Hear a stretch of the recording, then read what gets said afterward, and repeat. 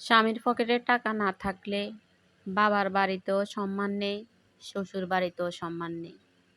সেটা হোক কিংবা আপনার শ্বশুর বাড়ি, হোক কিংবা আপনার বাবার বাড়ি। মেয়েদেরও সম্মান নেই, ছেলেদেরও সম্মান নেই।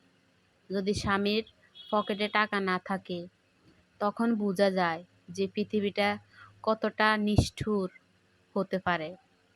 এবং আত্মীয় স্বজন, ভাই বোন বলেন, বাবা মা বলেন, সবার মুখোশটা দেখা যায়, সবার ভিতরে কি রূপটা সেটা বোঝা যায়। আসলে স্বামীর টাকা আছে তো সবাই আপনার খোঁজ নেবে, সবাই আপনার খবর নেবে। আর স্বামীর টাকা নেই, কেউ খবর নেবে না। বাবার বাড়িতেও খবর নেবে না, ভাই বোনেও খবর নেবে না।